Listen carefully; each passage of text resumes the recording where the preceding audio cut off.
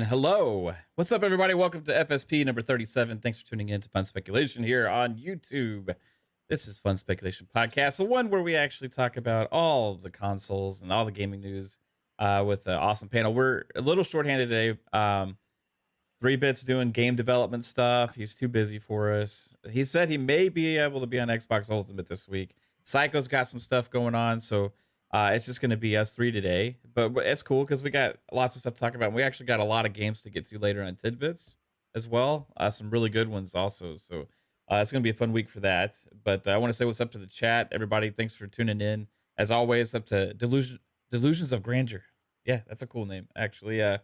What's up to YouTube Sniper Boy? What up? RSJ fan, how's it going? Gogol Po, how are you?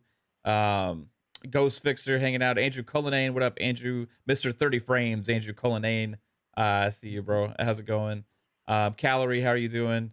And again, I always appreciate every single person who either tunes in live or after the fact. Hit like button, share, subscribe to the channel, all that good stuff. Always helps us grow. We just had a small milestone yesterday. Actually, we hit 400,000 views for the channel.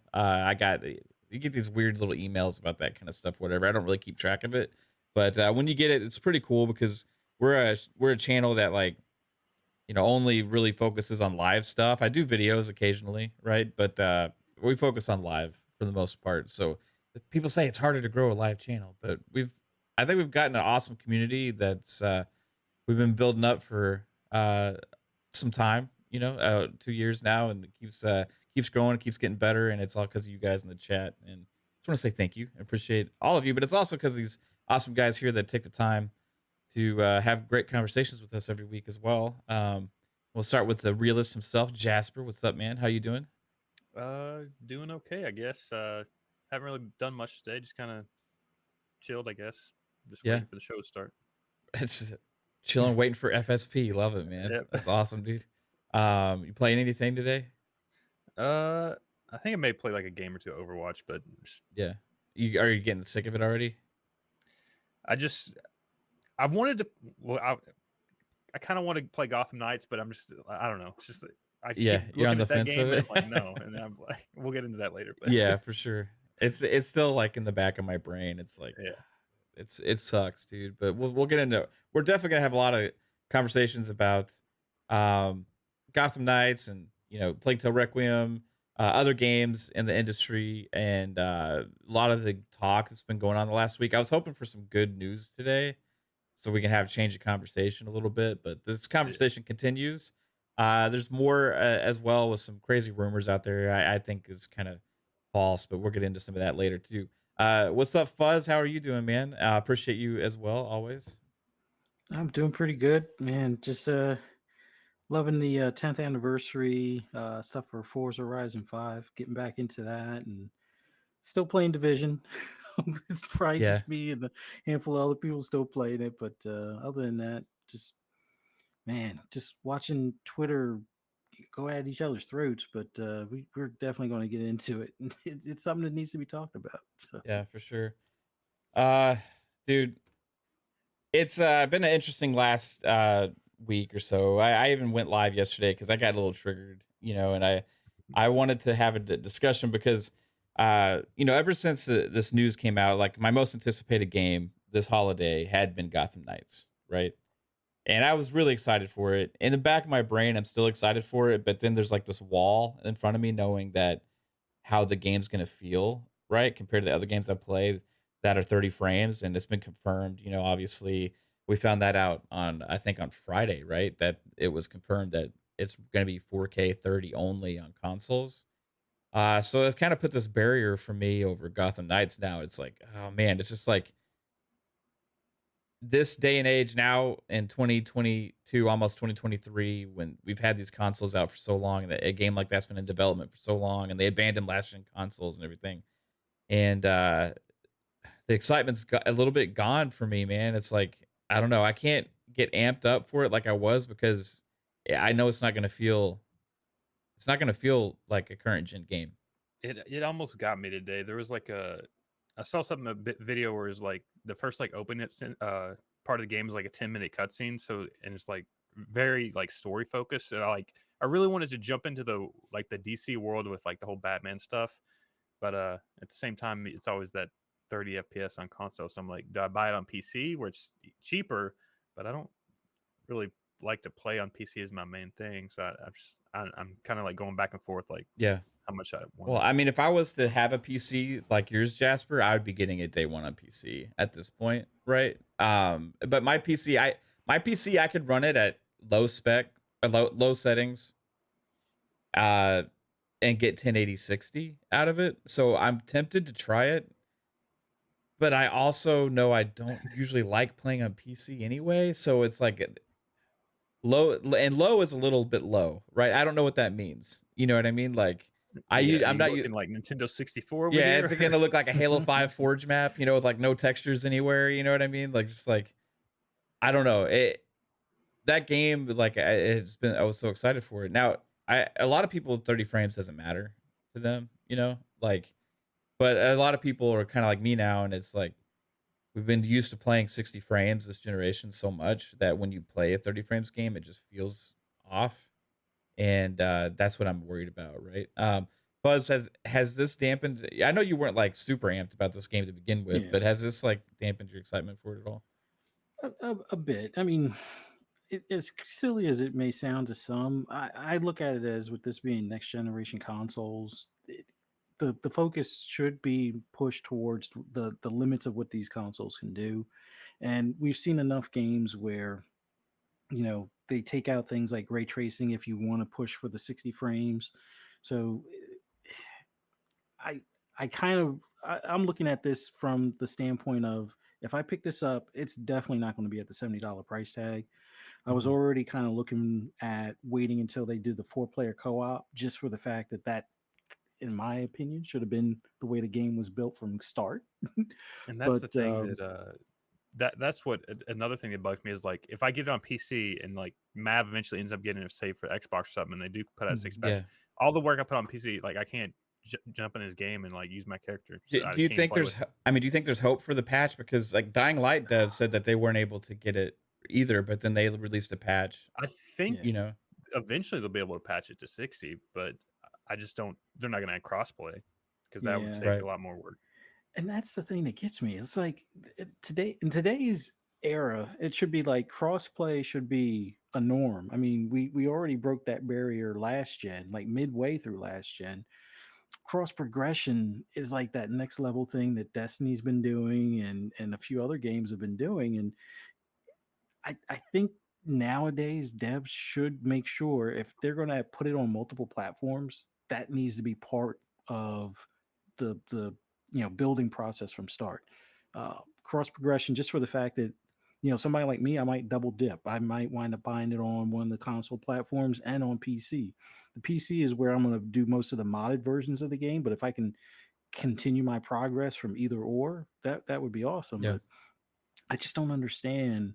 Like, I get it where you have like a limited scope as far as the focus for when a game is, started, let's say 5 or 6 years ago versus to today. And, with ownership kind of pending and looming over their heads as far as what, other stuff is going on in the background with the parent company and stuff. It's like, I can understand where they need to kind of cut corners and lay focus, but It wouldn't even it, matter if it wasn't crossplay. If it was just play anywhere, like if my save and shit carried over, like I would yeah, be fine. yeah. I yeah, think exactly. the main problem for me is like, and this usually goes with like most games where I have like a critical issue with it, is it's the priorities taken early on with the decisions that were made that affect us now. You know what I mean? Like, we can't point to like I can't stand the devs that are out there saying you can't criticize a game. You know, you can't criticize it. Like, you're not allowed to criticize it, man. Have you made a game? You don't know what's involved making a game. You can't criticize it. Should I know what games I like to play? Yeah. And I mean, that's all I need to know to be able to what I want to spend my money on. I'm not saying that this alone makes Gotham Knights a bad game, right? It just means it's not going to perform like I want it to, right? Or it's not going to have the options that I want it to, right? And that's where like you get into like criticism of decision making and priorities that were involved in the design process of a game, right? Because in this day and age, right, like with all these games that are coming out, that all so many of them at 60 frames, right, and um, you hear all this talk about all this tech for 2.5 years now. It's like, oh, RDNA 2.0, Fidelity FX, and FSR, and all this shit, right? And then still now new games are still releasing only at 30 frames on a console, right? And it's like, what decisions led up to the point to where this is the only option? That's my issue, right? Because if you're designing a game that can only hit that on a console, you shouldn't have designed the game that way. You should have made a different damn game, right? Like, it's just doesn't make any damn sense. So it just, I think there's a lot of criticism that can be had to making sure that we as console gamers, right, are treated with the same respect that a PC player gets. Because if my assy, crappy PC can play this game at 1080p 60, then why can't my console that actually has way better performance, like in internals, than my PC does, why can't it perform at 1080 60 with medium settings, or like 1440 60 or something like that? All right. And it just comes down to the fact that they didn't think console players cared, right? They think that it's like, okay, console players just, they're dumbed down. Yeah, they get the 30 frames. They don't get the options. Wait, we'll make all these graphical options on PC, all of these different things on PC. You can turn off shaders, you can turn off the anti-aliasing, you can turn off this, you can turn off that, field of view sliders, ultra wide screen, all this shit, right? Yeah, we get all these stuff for PC gamers, and you can run it at 400 frames per second if you fucking can, you know what I mean? Or you can run it at whatever resolution you want and all this stuff. And you can't have two fucking modes on a console. Just two modes. It just leads, and for me, it leads to the fact that they just didn't respect the console gamer. Plus, like I saw delusions of grandeur again saying, $10 more, also charge them more for the console It makes version, me want right? to pick it up on PC and just to see how it runs. Right. Like, because Yeah. like my PC's like pretty much like on par with the Series X. So like, I you just want to see. you can get it 1440 60, bro. Yeah. That's where I'm really curious. I could do it. Yeah, I bet you can. And if it's on par, like CPU wise, all that kind of stuff, right? A lot of the things they're saying is the bottleneck is the CPU, because the min spec, that's the highest. Like, people are like, wow, the CPU has like, pretty high minimum spec there, but like the Series X is around the same as that, right? I mean, I wouldn't even say that's necessarily high end CPU. That's like mid tier from like 4 years ago. Right. So is the Series X CPU like the same as that, or like? I think it has the same amount of cores, but I mean, optimization for the Series X is obviously a lot like better, because they have to focus everything down to get it to run everything on a Series X. So it requires more optimization for a Series X than it would just like a PC. Right. Yeah. It's just priorities, man. Do the work. And when the game devs say we can't criticize them, that's what rubs me the wrong way. Or that, it's like, game devs are not above people in any other industry.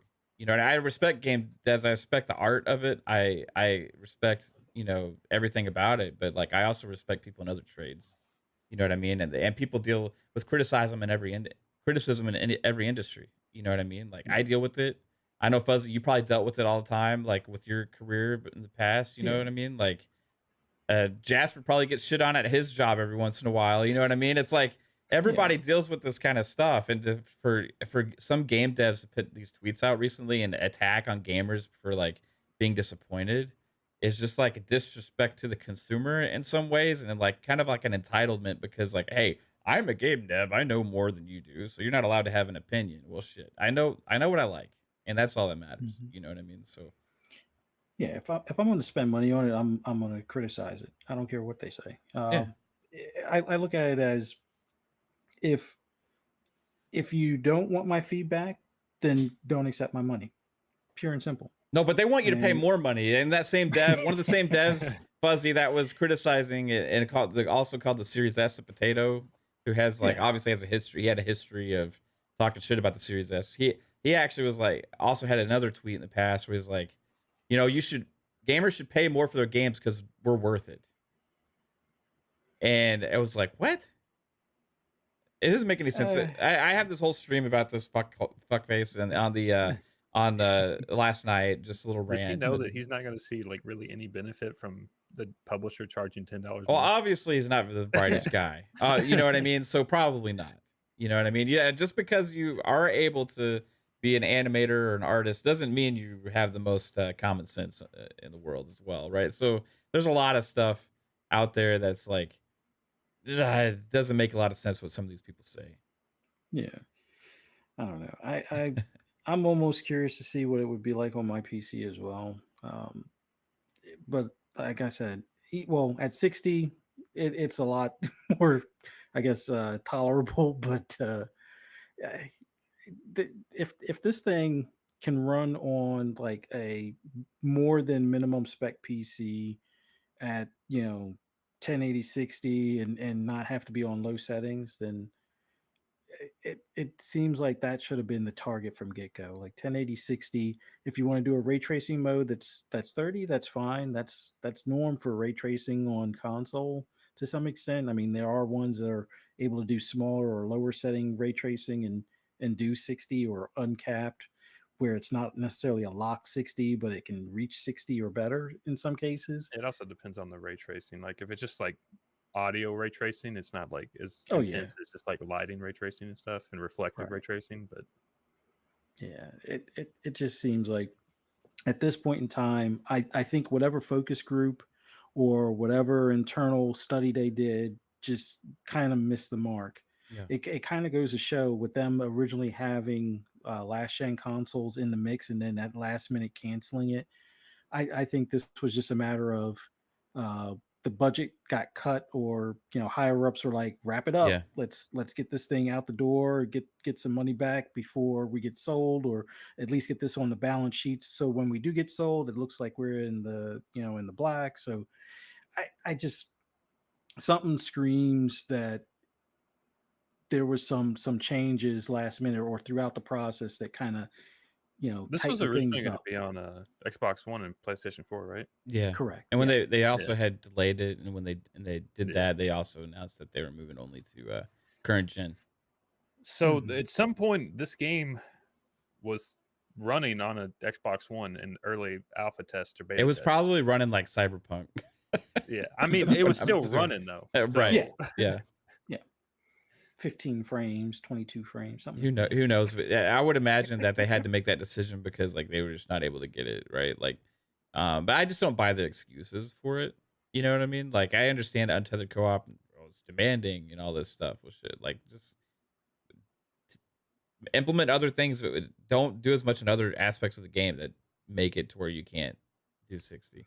But it's not like it's at the there's end not of the much day. traffic in the world either. There's not like there's a whole bunch of Yeah. NPCs, like boss fights and things like that, or mob Yeah. fights where there's like 10 enemies on screen. That's fine, but it's not like your GTAs or your Cyberpunks or something like that where there's like a couple hundred NPCs running around in the background driving cars, going on their daily missions and things like that. So that would also be something that could be I think a little less overhead. Dying Light 2 is a good example, right? Like that's where I'm trying to figure out where like their quote unquote high demand for a CPU like comes into play. Like if there's no supposedly like- that has to do with the untethered co-op stuff and everything. I don't really know like the ins and outs. I can't speak like a dev, Jasper, but like that's what they're alluding to. And that's why also the guy that had the Series S claims was like completely like wrong on his thing, because that's not the bottleneck of the CPU. It's actually the GPU, and that's mainly for resolution, right? And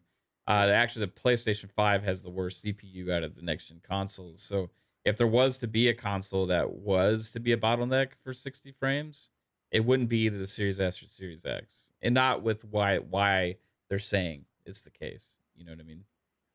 Yeah. So, but Dying Light 2 devs said that they couldn't do it, and they did.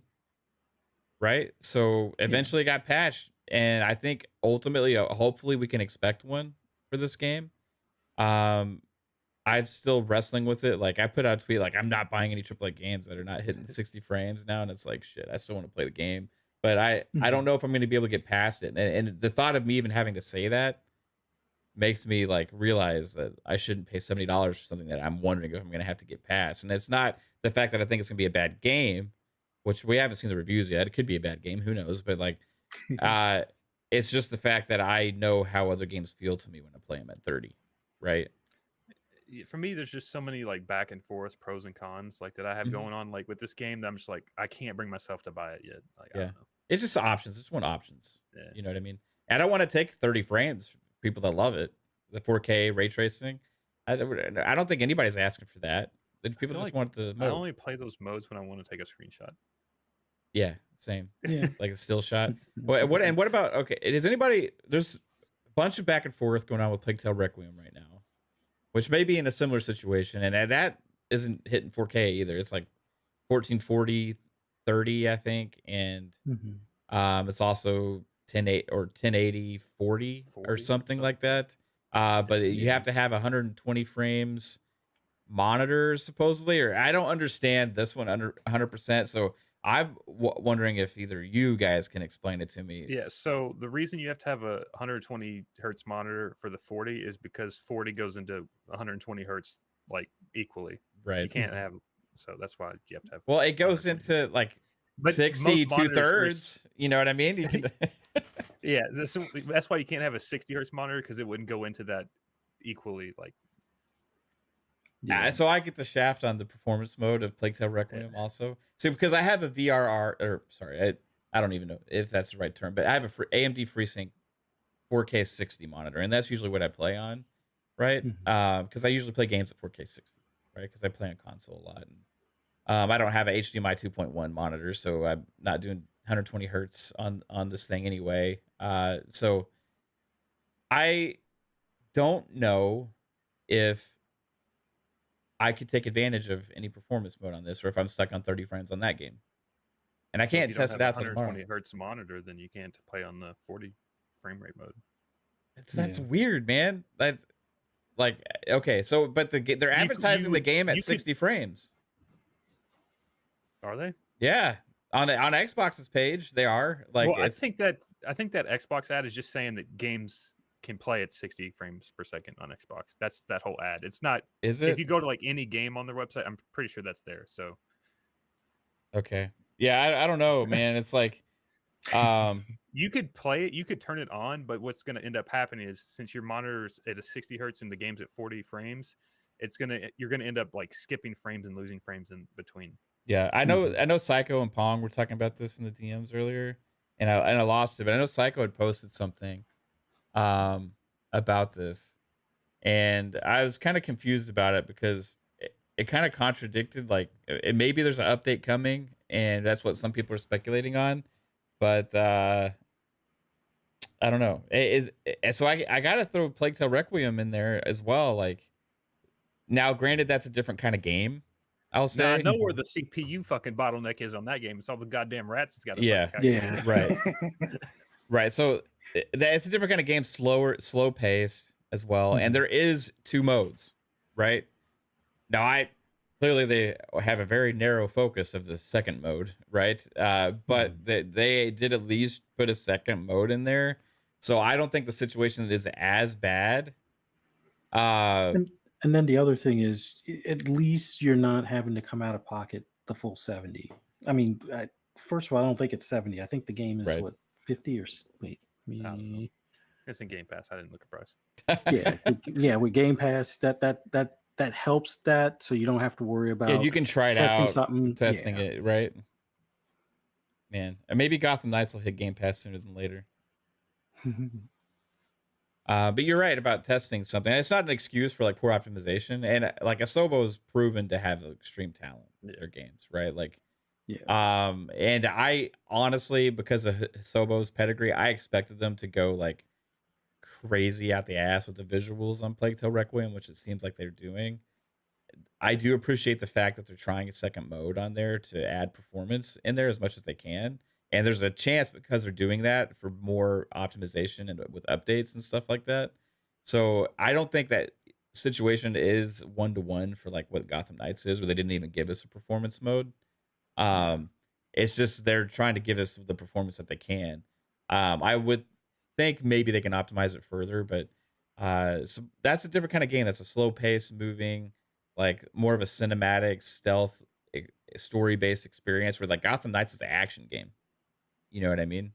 Like you're doing a lot of fighting, fast-paced combat, running around and stuff. So it's interesting. Shane says there's not two modes. Yeah, there's two modes. There's a performance mode and there's a regular mode for Plague Tale Requiem. But you have to have 120 frames monitored for the performance mode, which I do not have. So technically, for me, there is no performance mode. I wonder, does that not show up unless you have the? It may not. It'll probably be allow grayed you out to or toggle it or something. Yeah. Right. He says some games need to be 60 plus FPS. Could you imagine COD max out at 30? Oh God. Could you imagine if they did that? Like, hey, all of a sudden philosophy changed on Call of Duty. We're going for full fidelity. We're not even going to give you the option for 60 frames. People would fucking lose their minds, right? That's that would go over like a bag of bricks, basically. Yeah. I mean, they were 60 frames on not just last gen, but the gen before that, even, right? On 360, With I 360 think they all and ran it. PS3. Yeah. Yeah. I think the only time they made it ran at like 30 is when they put out like the Xbox One version of the game, and then they had some random port studio port, like, was it Black Ops 3 to like the 360, where they put like 5 hours into the port version. It's like, and we're done. Right. Yeah. I think that the main takeaway is this is like when gamers feel like they have something to say about it, like go ahead and say it. Like it shouldn't try and shut them up. And like I think it's important for the industry to understand, for the most part, that like with the evolution of console gaming, the way it's gone, I think there's a different level of expectations, right, for gamers now, because a lot of us have experienced better. And like it needs to be treated more with respect, like PC gamers are with some of these options and stuff. And hopefully they take that feedback into account and do right by the consumer, right? Because shit, you're charging like $70 on that and 60 on PC, but we get the inferior version. It's not cool, you know. It's just not cool. So I see people talking about, people are already crapping on Scorn. Scorn's running at 4K 60, I think. It's 60 frames, that's for sure. Have you either of you tried to get Scorn? No. Not yet. I've watched a lot of people do like their playthroughs as far as streaming and stuff, but I've yet to dive in. I've been trying to catch up on most of the Forza Horizon stuff, but I'm definitely going to hop in there soon on Scorn, because it, as weird as it looks, some of those puzzles look like they're going to be a lot of fun. Yeah. Just trying to figure some of that stuff out. Yeah, I tried it. I streamed it. I had a lot of trouble at first because I didn't know what the hell I was doing. I don't know where I was. I was like, I didn't know where to go. You know, they just kind of throw you in there. You know what I mean? And you got to try and figure out the puzzle Yeah, I or what to watched you for do. a few minutes. You kept pulling some lever and the door like open part way and closed. And you're like, I don't know what the hell to do. Yeah, I just kept putting my fingers in squishy holes and nothing was happening, man. So it's like kept finding as many of those damn squishy holes as I could to play with. But there eventually that chat was helping me out, you know, and once I got past the first puzzle, right, then it kind of like became more narrowly focused and able to figure out what to do. You know what I mean? But I do like playing games like that on stream, because when I get stuck, somebody is there to like tell me, and I don't have to like go open up Google, you know, or like type something in. But I will say, like, after I got past that first section, I started enjoying it a little bit more. I kind of got lost in the atmosphere. You beat it? And not yet. I played it the night before last, and I think I probably streamed it for like 2.5 hours or so. But I would say the first puzzle probably took me longer than the average gamer. So I know people saying like 5 hours, and maybe you give me 7 on this one, right? Because that first puzzle, you know, the other puzzles I kind of went through pretty quickly, you know. So overall, it's a solid game. It's definitely one that's not going to be for everybody. So I completely get that, and that's one of the beauties about this game being in a service like Game Pass, is like, if you don't like it, then okay, but you can try it out and see if it's for you. I think I'm going to finish it because it actually got me that much. And it's not that big of a game, so I'm not going into it thinking like, shit, I got like 30 hours of doing this stuff, you know. Yeah. I'm like got 5 or 6 hours of doing it, you know. So I want to see what the payoff is. I want to see like what happens or like where it leads. You know, the atmosphere is top notch, graphics top notch. You know, there's a lot of really cool stuff that the dev captures with this, and I don't know if this is their first game. It might be, but it's a pretty good outing for them. I think like overall mixed feelings, just depend on if that game's for you or not. But I recommend anybody that if you're on the fence about it, just to try it. You know, and if you don't have Game Pass, then wait for a sale or something. I try it then. But I actually have been surprisingly enjoying it, which I didn't think that I would. So, Mhm. AB says I like how it looks, but I'm tired of puzzle games. I've played too many puzzles in my life. Yeah, I don't like puzzles either. I would say the second, like the puzzles after the first one, weren't that complicated. You know, it's more like just go around and do what it seems like you need to do. You know, the first puzzle was like, where the fuck do I go? What do I do? I have no clue. And they needed a little bit better sense of direction, I think, in that first puzzle for sure. Because a lot of people may just try it and play for 30 minutes, not figuring it out, and just stop. You know, so that's on the how it was devs, with the right? first Hellblaze. Yeah, that did happen to me on the first Hellblade too, man. And I had trouble getting past I that. got to some fucking door with had some like runes on it. I'm like, I don't know how to fucking open this. I just stopped playing the game. For me, I had trouble getting the combat down at first with Hellblade. Like the first like couple guys, like the timing of it, it just wasn't clicking with me for some reason. And about probably is because I was playing it on last gen at 30 frames, so it was kind of hard to get the timing down. But no, for real, when I got into it this gen though, went back into it and I got past those sections that kind of got stuck on, and I was like, oh wow, and it became like a masterpiece, right? But yeah, it's puzzle games sometimes, man, they don't click, you know. Got to be in the mood for them, type of thing. The atmosphere and the little things that are happening in this game is interesting enough to keep me engaged. So like, for example, there's this like alien looking thing walking on the wall, and I was like, I gotta go past that motherfucker right now. You know, I don't want to go past but there's nowhere else to go. I know I needed to go that way. Maybe he just wants a hug.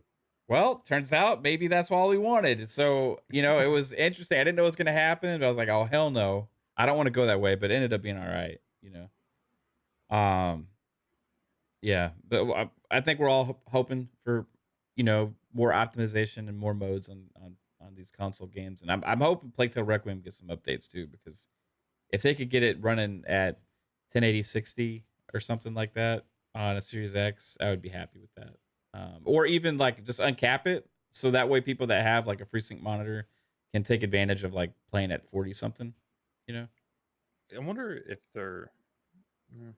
I was gonna say, I wonder if they still have ray tracing on that 40 frames mode or not, or if they turned that off. I'm assuming they turned that off. I don't know. So I don't know. I don't know if they put too much more work into that, and they just say it's up to you to get a 120 hertz monitor if you want to experience it. Maybe the thing is though, I'm gonna try this game and see if the 30 frames bothers me, you know, because I don't know how to pay for it. So, you know, it's worth me trying it. And again, I don't anticipate it bothering me as much as like a game like Gotham Because Knights. I think we're at that point where like kind of how like when HDMI was becoming a thing. I think now we're going to start seeing games where it's like, if you have this new technology, you can use it, but if you don't, you still got to play it on fucking 30 or whatever. God, that would suck. Yeah, but 60 frames should be a standard. Like that's where you should be starting your point. Like, so do you think like this is going to be a 3-bit? We're talking to him, and he's usually on the show. I was hoping he's gonna be able to hear, but he's busy. But he was saying like maybe we're gonna see more of this, right? 30 frames only on these games. I go back and forth on that because like one side of it's like they haven't fully got to utilize like a lot of the technology like RDNA2 and VS and VRR and like DLS and stuff like, so they haven't got to like get all their hands into that fully. So I'm like, maybe they can get some optimization there, but at the same time, as we go farther into the future, games are going to become more advanced, so they're going to have to start dialing back it more. So it's like it's kind of like a two-sided coin where it's like they have technology to improve stuff, but they also keep improving the game, so that technology to improve stuff is not going to matter as much. It's going to keep outweighing. It's why I hate all these taglines and all this tech talk sometimes, because it's like until I see the results, it doesn't really matter to me. You know what I mean? And a lot of it's like, Yeah. oh, cool, look what they're doing, and look at all this cool stuff they're implementing in like the RGNA 2.0, all that stuff. You know, all the conversation that everybody had for so long about why one console is better than the other because of this or that. Well, shit, I still need to see it, right? Yeah. And if games are releasing now that only hit 30 frames, that's still not seeing it to me. You know what I mean? I think we also run into a problem like maybe 2 years from now where the 4090 graphics card, that thing is fucking insanely good. Yeah. And I think a lot of devs can maybe like pull back some of their optimization because that thing can just fucking power through it. And we may start seeing a loss in optimization where it's just like, well, that hardware is good enough; it can power through that. Yeah, but that's only for fucking like terrible what, like 0.01% of gamers are gonna know. have that, right? So Yeah. like most PC gamers still have like the 1060s and you know the 2060s and 2070s and stuff like that, which is like still good. 2070 and 2080s are like really good cards still, right? So it's like Yeah. I think that we're going to be a long ways off before we see the results of like those 4090s impacting games. Maybe like for the ultra fidelity, you know what I mean? Like taking advantage of all the bells and whistles, like Cyberpunk running on that motherfucker would probably be insane, you know? But Like I could see Grand Theft Auto 6 being one to target like on its ultra settings for like a If 4090 that level. shit is Right. 30 frames on the next gen console, oh my, don't even put it out there, dude. Don't even put it out there. And I'm going to say also the guy that was talking shit about the Series S a lot and the guy that was saying like really defending some of these developers and stuff about 30 frames on Gotham Knights worked for Rocksteady, right? So he worked for Rocksteady. So if I'm hoping that's not a sign that Suicide Squad Kill the Justice League is running at 30 frames only on console. And if it is, I hope WB is listening and learning their lessons over all of this controversy and the backlash that was received because their Discord guys was scorched earth, right? It was like people were like, oh, it was like hell on earth there. I mean, the devs had to be looking at that going shit, like. And a part of it's on them because they weren't really transparent with people from the get-go, right? It took like somebody having a review copy out that kind of let it slip, and then they had to come out and they clarified but a lot of the marketing they had out there was 60 frames, you know. Yeah. So not a good look But- for that, right? I don't really like that. I know you pointed out, I think it was you, it was either you or Pong, where you pointed out where their YouTube videos were like all at 60 Yeah. frames. I think that's just what they recorded in. Like they're not showing the games running at 60 frames. They just recorded. Right. But it's hard for us to tell Yeah. on a compressed video, you know what I mean? And like they did have some for the PC version, it was like ultra high frame rates and stuff. And You that know was what I mean? also early footage too. So Yeah. Yeah. But when you're advertising something even on PC saying ultra high frame rates, it leads you to believe at least it's going to be a 60 on console, right? Like I don't know. I think for like as far as the future goes, we'll see like that standard or norm for like first party stuff be 60 frames because those studios are going to want to get as much out of the console hardware as they can. And that goes for the PS5 as well as the Series X and S. But I think third party, there's going to be a handful of them that are going to try. You know, I won't say try. It'd be more like, well, we had already planned and built this game around it being 30 frames for the consoles. Maybe there's a 60 frames or uncapped frames option for like PC, but that'll be the way they release it. And then depending on how well it does, like if these games still sell like without putting it out there, but if GTA 6 sells like GTA 5 and it's 30, then yeah, there's going to be a lot of studios, third party developers that are some going games to I'll buy stick if with it. it's 30 just because it's the game. Like it's like Starfield. I would buy it if it's 30 just because it's that game.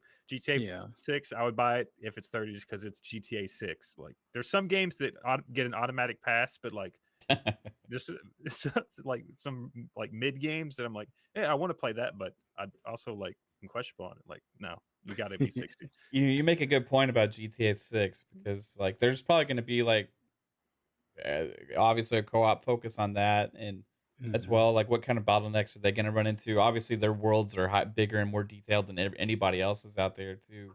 So like if any game was to only be able to hit 30, like that may be the one I would say you might be onto something there.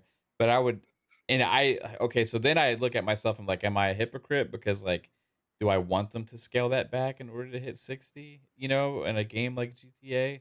I don't know. It's interesting, but by the time that game releases, there might even be new versions of PS5 and Series X out there, Yeah, like a pro potentially version or a something. pro version like they did Yeah. last generation. A lot of people say, well, but there's no need this generation and all that kind of stuff, right? And stuff like that. But for me, I'm saying I mean, there's no if need there's for a a new phone reason, every year and either. if it's just an option, you know what I mean? It's like if all the games are playable across all the different devices, it's just adding another.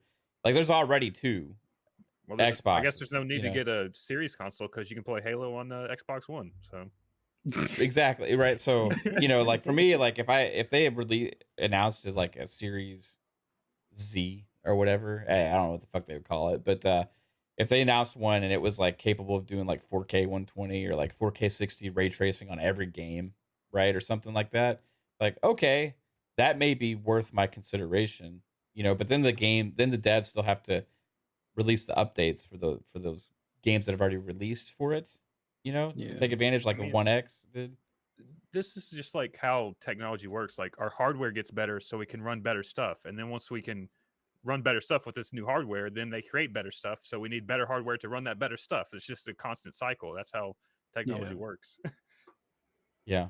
Yeah, they'll go from having just 200 NPCs on screen to having 2,000 NPCs on screen and having it right or having scripts for all of those NPCs to do individual, They all look tasks and different too. yeah.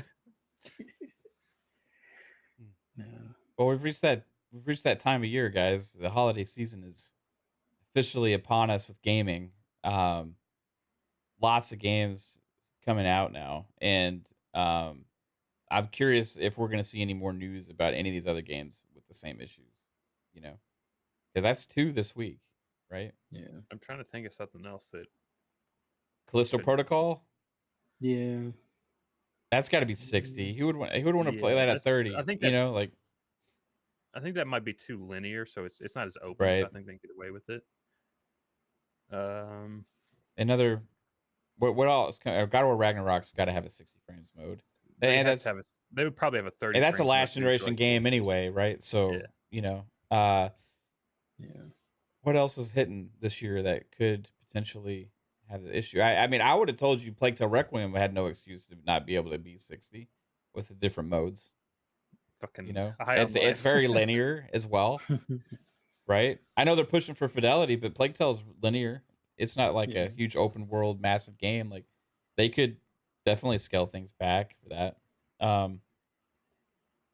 Man, what else is, I mean, No, but I think Jasper's right with High on Life. That one, it has to be 60 for oh the yeah. combat. Yeah. It just gotta be. Yeah, Calorie says Need for Speed Unbound 30 frames. Haha, imagine. No, they already announced that 60. Yeah. That's I think 4K 60 actually. Racing games, it got to be 4K 60, right? Like anything you do something fast in, you got to have more frames. yeah, but that Yeah. and that's open world too, So, but it's probably not. You can't imagine there's gonna be as much detail on the buildings and stuff as that as something like Gotham Knights, Yeah. Sonic Frontiers is 60 as well. Definitely Yeah. strong. I think says. it's 30 on Switch, but that's kind of That's The Switch. Switch doesn't count. You want to say you want to talk about the potato, right? But guess what? Those devs don't even make games for that thing, so that's why they don't complain about it. Wow. So what are we? What are y'all most looking forward to coming up the next week or so? Next 2 Modern weeks. Warfare campaign launches Thursday night, I think. Ooh, you're right. Yeah. That thing's gorgeous. Like the Yeah. graphics is insane. I'm probably with you now, Jasper. That might have leapfrogged me to be number one now. About you, Fuzz? You on the same train, Todd? Yeah, Modern Warfare as well as Need for Speed, but that's what later. No, Need for Speed's December, so that's a bit down the road. But yeah. Modern Warfare is definitely up there. Trying to think if there's anything else. The thing is with Modern Warfare, like every week we get new content pretty much for that. Like at least for the first like 4 weeks, like we get the campaign comes out. The next week we get multiplayer, and then like I think 2 weeks after that we get Warzone and something else, and then so like there's just gonna be constant content from Modern Warfare like for the first month. Jason Max says the game that's only going to be running at 30 frames. It's going to be Pentiment. They already announced it. It's 60 on One yeah. X and 60 on Series S at 1440 and 60 at 4K on Series X. 1080 30 across the board. That's all they can do on Pentiment. Yeah, I don't know how much we're going to run into that problem anymore this gen, but also I want to get into this controversy with Bayonetta 3. Ooh. Oh, I might have a hot take on that, but You have a hot take? Okay. I'm open for all takes on this, okay? Because I don't honestly know what to think. But can we say what happened first, right? So yeah, you can introduce them to it. What was her name was Helena, is that right? Or something like that. Yeah, original voice actress for Bayonetta 1 and 2 had made a video, right? Saying that Platinum Games has only offered her $4,000 for the entire role of Bayonetta again for Bayonetta 3, and that she declined because obviously she feels like she's worth way more than that on such a big franchise, that she's become so identifiable as the character, put all the work, and she listed all of her credentials about schooling and all this stuff. I thought she took it, so okay. No, she declined it. She declined a $4,000 offer. Now, my take's not as hard. And then they went and turned around and gave the role to Jennifer Hale, which is one of the top voice actresses in the industry, right? It's like the Todd Baker, you know what I mean? I mean, Troy Baker, not Todd Baker. Who's Todd Baker? Troy, it's like the Troy Baker, you know, she's like at that level kind of, right? So Jennifer Hale, they got her, and you know, there's been a lot of criticism online. She was asking for a boycott of the game if you care about people. It says if you care about people, then boycott the game. But she understands if you don't as well. And it led out to a lot of people saying they're boycotting it. Kamiya went crazy. Hideki Kamiya went crazy on Twitter, started denying it. Then he started making all these random tweets and stuff. And then he deleted his Twitter account. Then he brought it back. Because he's all upset and stuff, and he's just like a loose cannon anyway.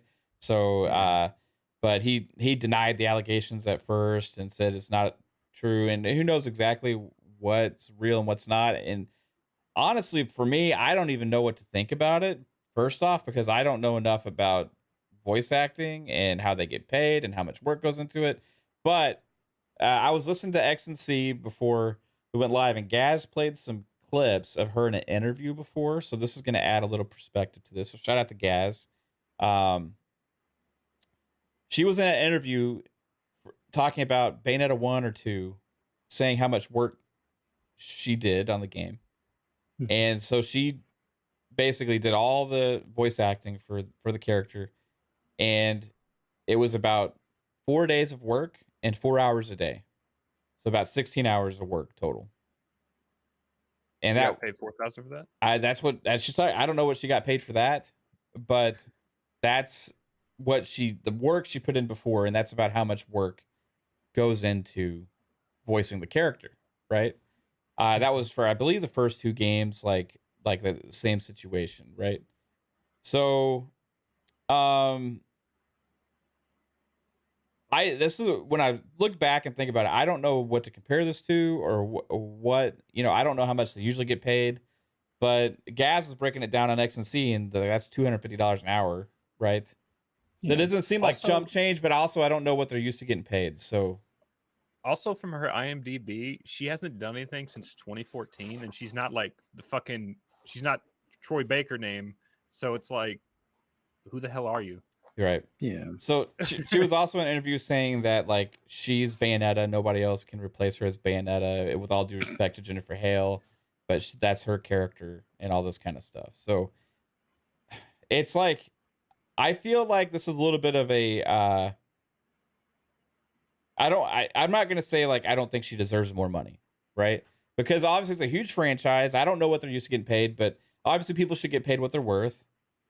At the same point, see, that was where, like, at first I thought she took the 4K. I'm like, Well, that's No, on you if you took the 4K. Like you signed the no, contract, you no, knew what you she were being didn't. Yeah. paid. That's where I was She like, didn't take the 4K. I don't know what these voice actors are used to getting paid. Obviously, that sounds low, right? But then when I put it in perspective about the amount of work she said went into it, then I'm like, that doesn't sound low. That sounds pretty good. I would take that gig. You know what I mean? But Yeah. like that may not be what's norm for the industry for that amount of work. I don't know. I don't know. Right. So I can't really give an opinion on that. But what I can say is she sounds like she's kind of butthurt, right? A little bit. And kind of calling out for boycotts and stuff for a lot of other people that have put a lot of work into the game, right? And trying to kind of sabotage this game because she got scorned. You know what I Mhm. mean? And Yeah. that's for whatever, like, I understand she may be upset, but like trying to take everybody else down with you because you didn't get what offer you thought you were deserved seems like a little bit of a dick move to me personally. Like, let's say like I like pitching a job in my line of work, right? And somebody else, and the customer's like, or no, we don't want to pay you this. We'll pay you this. I'm like, that's too low. I can't do it. And then like somebody else comes and takes the job.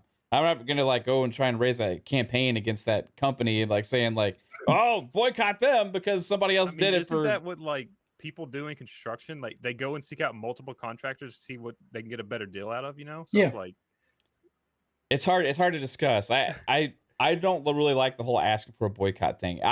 If she feels like she wants to voice her opinion about the matter, that's cool. You know what I mean? Yeah. Like let people be aware, right?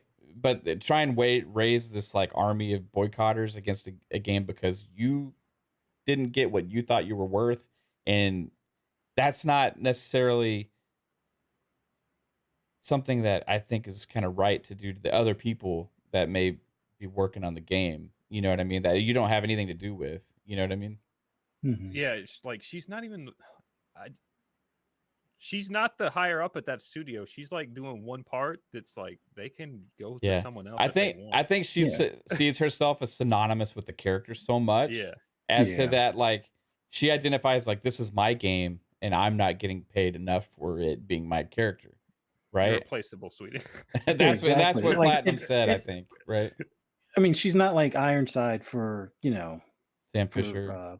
yeah, for Sam Fisher. So it's just I get that it's a character that she's, kind of cultivated through her voice and whatnot, but anytime if you're not the original creator of that, anytime you start taking that persona of, oh, well, no one else will be able to replace me. Yeah, that's exactly when you get replaced because you're probably seeing yourself more valuable than what is required for that position. So, did she get greedy or did she not know how to negotiate? Maybe a slightly smaller percentage. Like, hey, along with the 4,000, is there a way I can get a tenth of a percent on A sales? royalty or Like, something like. yeah, like a royalty, basically. Yeah. And I can't imagine if it was a reasonable amount that they would say no, or at least go back and forth. Like, all right, I'll take 3 and royalties, Yeah. and see how it works out. That to me would maybe she tried that. I don't know, but it just seems like you said earlier, she's kind of butthurt about it now. It's like they took my character away from me. No, you kind of took it away from yourself by, I guess, overvaluing your attachment to it. But Also, I'm pretty it sure sucks. that they have like a voice actors like guild or something like that that's supposed to help you like negotiate contracts and shit. Yeah. Like they sign whenever like you're a Yeah. voice actor, you sign up to be like a voice actor in Well, like a union. there Or were people something were putting crazy out like that. numbers about like at higher level for some voice actors is like $250 per hour, right? Hmm. And then like then you probably have your elite tier like Troy Bakers and stuff like that. They probably get like an exceptional amount, right? Like normal above like what a regular voice actor would be. My Yeah. thinking is that Platinum saw her as like a normal voice actor and not as like one of the other tier potentially. And this is not any disrespect to her. Obviously, she did a great job on the first 2 games, right? Like Mhm. people identified her voice with the character whatsoever. But it seems to me that they just didn't see it that way potentially, or that or their budget only fits so much. So they eventually like, well, if we're not gonna get her, she didn't accept the offer. Well, if we can, is Hale available? We may be willing to pay more for that voice actress, right? Who knows exactly what the situation is at play? ultimately she feels like she was scorned. She let it out to the public in a massive way that caused a lot of craziness out there. Jennifer Hale even released a statement, but that she can't say really too much because she's under NDA. But she feels like people should get paid what they're worth. Um, However, when I go into this, I always try and put myself in the shoes of people in every other industry around the world as well. And it kind of seems like a little bit of, I don't want to say it, but entitlement at times when people are like, because I have a talent or because I have done this and that, I'm worth this much. And She's if not the you one writing the paycheck. and if so you don't whoever's pay writing the paycheck gets if to you decide don't pay that to me, or you don't offer it to me, everybody should boycott it. Like I don't understand raising a concern about you maybe not getting offered what you think you're worth, but trying to raise like a whole boycott of something because you felt scorned. This happens to people, and this was part of my stream last night too. Like it goes with this like sense of like specialness that certain people in certain industries have, and I see it from those tweets from some of the game developers out there. I see it from actors sometimes. They're like, in this case, a voice actress or whatever. I understand you have a talent. I understand you went to school and all this stuff, right?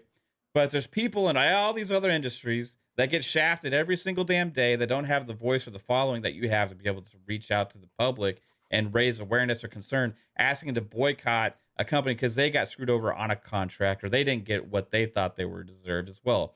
And if I look at what the actual realistic things were going on with the interview that you specifically had saying that you got you had 4 days of work, 4 hours a day, that doesn't sound like a whole damn lot of work of actually putting into it. And for me, $4,000 seems pretty fair. Now, I understand it's about talent with acting and it's not about time, right? Because, you can have fucking like Brad Pitt come and do a cameo for 10 minutes in a movie and he gets like $5 million. And he's like, hey, thanks for my paycheck, everybody. I'm going to go head out now. And it's like, thanks. I smiled to the cameras for a little bit. And yeah, that was cool. But so it's not a situation is always the same, but I'm guessing Platinum just didn't see her value there. I Potentially, have right? a real I mean, controversial take on this. if you look at her IMDb, she's like C tier actor. Like you would see her in like maybe a CW show. So it's like, I don't want to criticize her because I don't, you know what I mean? I don't know, like, but what I'm I'm saying, just looking at her like past like shows and stuff. That's where I'm like, but it's clear Platinum didn't feel like it was worth it for them to pay a premium for her skills, right? And I'm not trying to slight her whatsoever. I'm just saying that obviously Jennifer Hale took the role. I don't know what her offer was. Well, none of us know what she was offered to do the role, but she accepted the contract, right? So she did it, and she's the voice now of Bayonetta. So regardless of anything, there's a voice actress that felt like the compensation was fair for taking the role that took the role. And maybe she wasn't paid as much as she's deserves either. Who knows? Because she can't say, but she had to accept the contract still to do it. So it's not like they're just lowballing every voice actor out there potentially. It just came as a specific, hey, you know what? Like, sorry, this is what we feel like you're worth. Maybe Jennifer Hale's worth more, right? Yeah. Depka says it's business. She declined. Someone else took the job. Yeah, it is what it is, right? Yeah, it's not worth boycotting. You know what I mean? My controversial take, this might be a bit spicy. There was some people, I guess, that looked into her social media. Maybe Platinum Games and Nintendo did the same, not wanting necessarily some of that controversy associated with the game. So they gave her, what would be the fair take. She wanted more. Okay, you don't have to take it. We're only going to give you 4, and it's not a way of declining that actor or actress, but it'd be a way of like, okay, well, you're making them kind of leave the role, and then show that it's not that you guys are being cheapskates about it. It was just, this is all that we're going to offer you for this job. Okay, you don't take it, we'll go with a higher tier person that we can pay more. So not to put direct parallels because it's nowhere near the same type of controversy on social media, but Remember Gina Carano for Mandalorian? Yeah.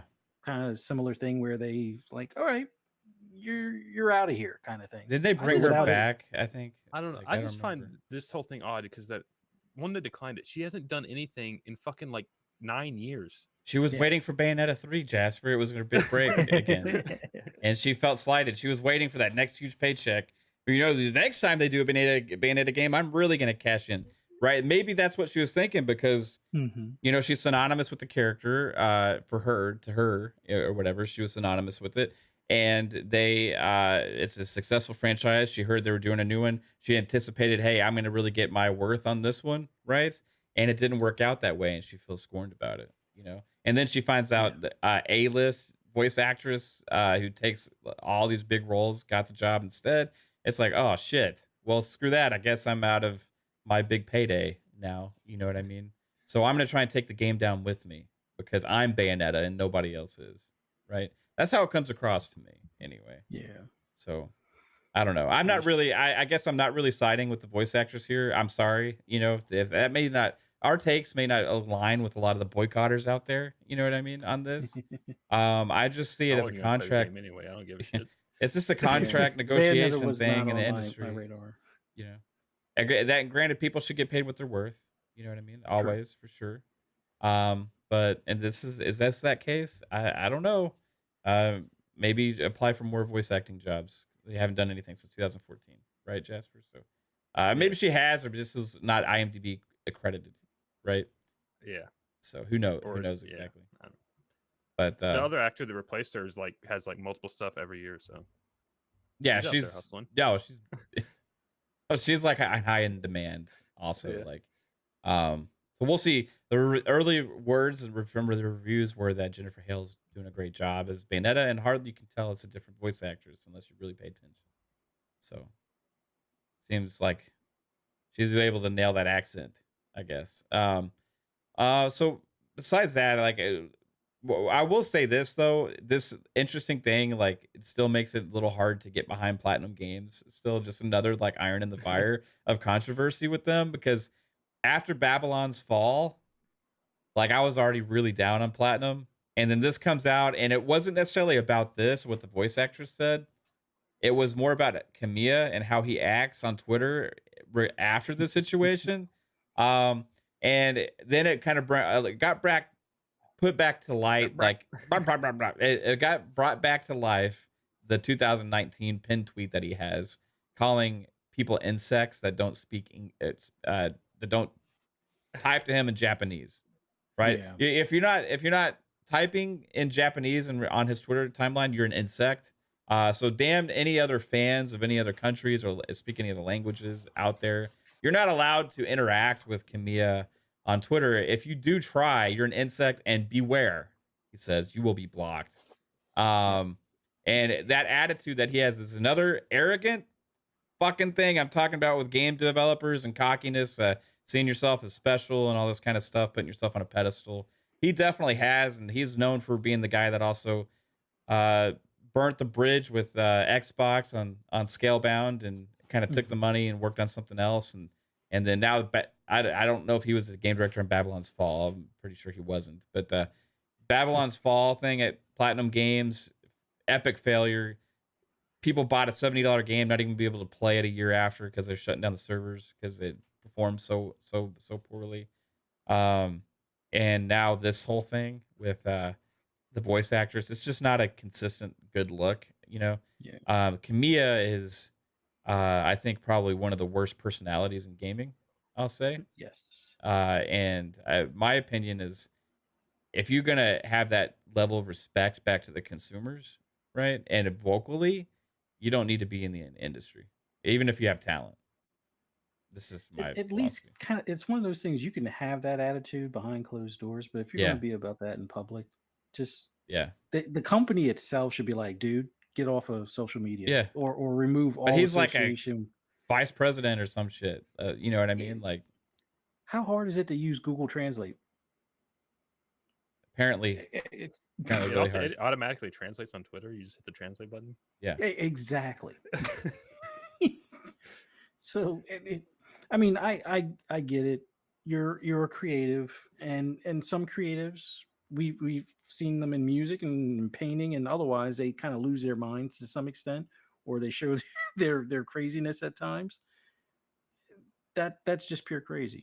Uh, it maybe in a good way, maybe in a bad way, considering they have like a hit or miss type of Yeah. track record with their production on games. But dude, if you're going to block people because they type to you in English and you're on Twitter, where like Jasper said, just hit the translate. Why is it so hard? Now, yes, granted, translations are not always 100%, but that doesn't stop a majority of people from interacting with others that speak different languages. Like, there's so many in the gaming community that I see typing in either French or in Spanish or things along those lines, and it's not hard to hit translate. And then I'll try my best if I can't. Like, it'll either translate automatically on Twitter, or I'll go in Google and type what I'm going to say to them in their language or whatever it tells me that language was, and hopefully not offend them or something, but still, it's not that hard to communicate with people. But if you're above that, then why even be on social media? Well, you should be appreciative that fans around the world want to try and interact with you, right? Exactly. Like, again, that goes like this kind To of me, like, that's just like a basic fuck you, and like you either buy my shit or you won't, and I'm like, okay, I'm not gonna buy your shit.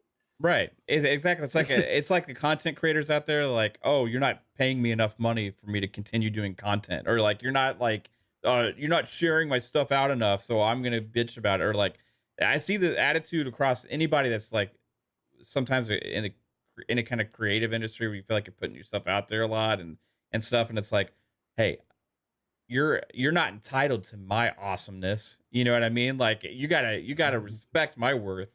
And that comes across with Kamiya's tweet, and it's just bullshit to me. Like, everybody should be appreciative of anybody's like willingness to even pay them a fucking cent of their mind's attention. It's awesome when you have people that want anything to do with you, right? Like, your game, you on Twitter, because they look up to you and they look up to your games, right? And to call them out on this kind of stuff, and also to disrespect people that try to interact with you, is just bullshit, right? I said to any creators out there, all that shit is just ridiculous. Like, just be appreciative. And Kamiya does not come across as appreciative. The fact that he has this following, or because he thinks he deserves it, he's earned it because of it's his creation, right? The fans are the ones, and the people and consumers are the ones that are buying the game, that are giving you that platform, right? And it just doesn't make sense to just shit on people like that, so fuck you, Kamiya. So besides that, we'll see. Maybe the next platinum home run will happen, as Pongsel says a lot. Platinum's a home run hitter. They're going to swing and miss a lot, but when they nail one, it's going to be really good. Seems like Bayonetta 3 is probably going to be pretty damn good. Seems like they only hit Bayonetta. Yeah. Well, they hit on Astral Chain as well, and they also do Nier as well. They did Nier Automata and the other Nier that came out. I forget the name of it, the newer one. So they've done good games the last few years. Then they released something like Babylon's Fall. They have the Scalebound issue cancellation, or I think there's another couple games that kind of tanked as well. They also did games like some of the licensed games, like the Ninja Turtles one, that wasn't very good. So they have their hits and misses for sure. It just seems like they're on a huge downtrend right now, and we'll see what comes of that. I don't know. I would be weary. I kind of stopped giving them the them. time of day. They took all Xbox's money and just said, we're gonna fucking make something else. Yeah, unless you had direct control over their dev studios and talent, and you could usher the people out you don't want associated with them anymore, I would like not have anything to do with Platinum Games if I was in business. So I wouldn't be doing a publishing deal with them. I wouldn't be doing a game development deal with them unless I could actually own the studios, right? Because they have talent for making action games. It's clear when they release a game like Bayonetta, but then they also fuck people over like Babylon's Fall, right? So, the Square Enix also has a lot to do with that too. So they're not the sole people to blame there. They just made a shitty game that Square Enix decided to stop supporting. So, well, guys, More games coming out this week, though. That's kind of the main controversy things. Like I said, I was hoping for more good news coming out. We have this crazy rumor going around that said we're going to mention that PlayStation was maybe going to this happened from somebody on Twitter. I don't know who this person is. I A don't know lot if of that was people. the first person that said that though. It's not okay. So I a lot of don't know. people reported this on Twitter and interacted with this person, acting like it was legit. Like, who is this person? I've never seen them before. They got like 9,000 followers or whatever, but they had tweeted out something like PlayStation was going to have a showcase on the 11th, or they were going to announce a showcase on the 11th for the 20th, but it didn't happen because they were holding back because they didn't want all their exclusives to be shown and like the CMA and other regulators to see the show, right? Because they're trying to influence, the ABK deal by making them it look bad with their arguments, right? So while that sounds believable, right, because of how ridiculous Sony's being in this whole petty ass situation that they have, I don't like this. I just don't see. When has anyone ever called a Sony showcase date? So Yeah, Focus exactly. Active says she has a fair track record. Calorie says I 100% agree with this rumor. I've been saying this for months. Now here's the thing. Maybe that's why Sony's not doing this 100%. What? Who knows? Who knows? Maybe that's why they didn't have a big showcase this year. What I'm calling like that, I don't know there's any validity on, is a specific example of the dates, and I think it's just kind of convenient to line up to make a rumor seem potentially true, because there's no way to check on this, right? Because PlayStation, if there's not a show, they're never going to say there was going to be a show. There's no like way of proving this to be true or untrue or anything like that. It's just like, hey, this is happening, so everybody believe it, right? Now, what we do know is there wasn't a PlayStation showcase this year. So what we can speculate on, regardless of this rumor, is if that is why. Regardless of the dates, right? I like the whole dates thing. Like Jasper said, what PlayStation insider has accurately guessed a PlayStation showcase this year? Or in the past. Period. Period at all. There's not one. There's nobody, that has actually predicted. In fact, a lot of the PlayStation insiders actually thought Abandoned was a real game and that it was a Kojima game, right? So there is maybe some truth to the reasoning behind it, and that we can speculate on. But I'm not going to just take this rumor from the person who just tweeted it saying, trust me. You know what I mean? Well, my big thing on that person's list, the Silent Hill reveal. And I'm not an insider by any means, but I do remember, I guess, the composer that they used for the medium that worked with Bloober Team. There were hints that they will be working with them again, and they were the original composer for Silent Hill. And it insinuated that they were the ones making a Silent Hill. Now I know that there were supposedly rumors of 2 Silent Hill licensed games being worked on.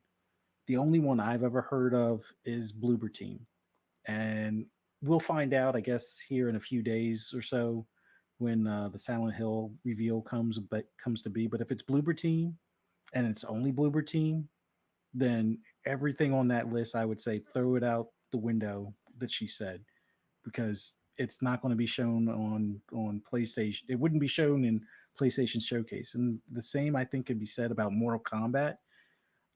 If I'm not mistaken, has Mortal Kombat or even Injustice ever been on PlayStation stage, or have they ever done marketing for it? For which game? Mortal Kombat or Injustice. I'm not sure. Where did you see Mortal Kombat from? She had a list from September 18th saying that the showcase was going to be Spider-Man 2 gameplay, Silent Hill revealed, Naughty Dog teaser, which we already know what the teaser was. Wait, let me see if I can. I'll send this to you in a DM. But I've looked at her stuff, and there's some stuff that's not lining up. Like the Kojima game, Norman Reedus already told him or let the cat out of the bag months ago that it's what do you call them? Death Stranding 2. But Bloodborne, I don't Do want we to even promise know this. if Bloober Team is even making this game? If it does show that Bloober Team is making the game, then some of the stuff I've been hearing in the background is 100% legit at that point. But I'm pretty certain it's Bloober Team that's doing Silent Hill. That would make then sense. whenever- Along lining up from what Bloober Team said themselves, that they're working on a big IP and on a franchise that's like really Yeah. popular. I mean, they've said that out themselves also. So like they just didn't say what it is. So that would lead you to believe probably Silent Hill because it also fits with the types of games that they make. The only game that we know that they have coming right now is Layers of Fears or Layer of Fears or whatever. Yeah. So, but they have a good track record of being able to work on a couple different things at the same time and release things fairly consistently. So that wouldn't surprise me if they're working on Silent Hill whatsoever. But I think there's more than one Silent Hill project because that's also another rumor that there's more than one Silent Hill project out there. Yeah. That's where I'm like, would Konami just like go to someone else to make that and not do it themselves? Yeah, but what there was Konami just had like. What didn't they just say? What day is the Silent Hill reveal? The 19th, I think. Yeah. Right. So we'll know here shortly if it's 2 games or if it's just the one. So, but I don't. Was think her with the thing showcase? It would be 2 games. Was her thing on the 18th supposed to be the list of the showcase? Like, yeah, what would have been the upcoming showcase? Right. So, Bloodborne sticks out as a sore thumb for me. Like, I'm gonna use common sense on this. The only way Bloodborne gets anything is if Ronin flops and Lies of P is the next Elden Ring. That's the only way Bloodborne ever gets touched. It did less than 2 million at launch or in lifetime sales, and Days Gone did better. Days Gone would be the one that would get something before Bloodborne. The bottom half of that list is just all sus to me. Well, the whole thing about the list period is like it's just all is like just like safe guesses. You know what I mean? And the new first party IP, like there's 2 somewhat big room. Well, one's not really a rumor. One is kind of like a known, which is the Bend Studios, the guys that did Days Gone. They're doing a new IP because they weren't, greenlit to do Days Gone 2. So I don't think that is close enough to show. It just could be wrong. The also, list I don't see them showing Spider-Man 2 because Spider-Man Miles is coming out on PC next month or whatever. So they would put that out there too. I mean, it could just be a mistake. It's like, oh, I saw Spider-Man, so Spider-Man 2. But well, here's the thing. There is Spider-Man 2 gameplay out there. Like, remember D23? We saw like a whole 3 seconds. Yeah. Of, I just feel like they would put Miles out first because that's coming out next month. They would show that. Yeah. Off. I wouldn't be surprised if there's some kind of Spider-Man 2 talk. But here's the thing. The list reads to me as like, okay, I guarantee you half of these things are probably going to be in the next showcase. So like, it's easy to excuse, oh, they must have changed the rest of the showcase or whatever. If not all of them come out right. Like it's just a bunch of like safe guesses to me. I'm not trying to call out the validity. It could be accurate. I don't know. I would just take any of that with a huge truck of salt. But I want to get back to what do you think Sony, with being as petty as they are, would not have a showcase this year just because of the ABK deal? Wouldn't give a fuck. I mean, the same time they announce shit that the CMA does, like, oh look, Microsoft is doing exclusive stuff, we can't compete. The same fucking day they put out Call of Duty exclusive content. So it's like, what the fuck? They don't give a shit. Yeah, they got the Call of Duty bundle. Yeah. I can't really see them delaying it, unless I can see them delaying it for reasonable reasons, like stuff's not ready. Pure and simple. Pandemic, yes, it's not as much of a factor for a lot of these studios, but there is some still leftover remnants of stuff being postponed and things being pushed back. So of course things kind of roll downhill from there. But that makes more sense to me than them delaying it for Microsoft, because like the Call of Duty bundle, period. There's other things like the God of War bundle that they're doing at launch kind of strikes me as strange, but I can't see them delaying the showcase for this whole thing. Like it like keep your fans that are or potential customers that are on the sidelines still trying to get a PS5 or having to deal with these price hiked ones that are readily available or the bundles, and you're not going to give them like that hope and a dream showcase to, push them over the edge to Yeah. maybe spend the extra. Come on. So this aspect too makes me think also there's more sus to this thing as well, because today Jeff Grubb had retweeted something from Insomniac saying that doing trailers for games takes resources away from games or whatever, and some people are kind of going against him on that. Who knows exactly? But besides that, on that tweet, the tweet that he had said is somebody common spider sense said, I'm starting to get worried about Spider-Man 2. I've been bugging Insomniac about it, but I stopped after they told me it wasn't ready. I really hope it doesn't get delayed. Insomniac actually replied to them, and this was on a thread about Miles Morales for PC. Says, don't worry, we're making good progress, and it's still slated for 2023. But showing games takes time, effort, resources, and coordination. So like, it doesn't seem like they're ready to show anything. And if that Spider-Man 2 was supposed to be at this show, like it doesn't really seem like they were ready to show it. That's where I'm like, it could just be like a mistake. Someone saw Spider-Man, it's like, oh, it's going to be Spider-Man 2, because like it's not going to look fucking that Right. different. But Yeah. At the same time, that's where I'm like, they would show Miles over anything. But who knows, man? I think I don't know. Like, I wouldn't be surprised if Sony would do stuff with arguments. However, it's not like it would help their case at all, because I mean, Microsoft has all the ammunition they need with all the contracts and past business deals, all the exclusives, like everything. Like, one showcase about some of the newer deals they have isn't going to matter. They have all those documents from all the other governments. They could show them last year's showcase, or the year before that, or the year before that. I mean, you got like 20 years of showcases to show. Well, they have like what Sega and Capcom's like fucking internal documents where Sony's like, hey, you can't put your shit on Game Pass. So like, that's public documents that they could present. It's like, right. That's why I think at the end of the day, it's going to be a slam dunk finish for Microsoft on the ABK deal. I don't know. Like, I personally, I don't think there's any validity to this. I think it's just like, here's an excuse why the show didn't happen. Yeah. You know what I mean? Because, you put out that tweet previously and it's getting late in the year. Obviously, there's not going to be a show now. So you got to make a reason why you still have credibility. And you try and make something that sounds like it makes a lot of sense. Right? And obviously, it does make a lot of sense if you're looking at what Sony's doing right now.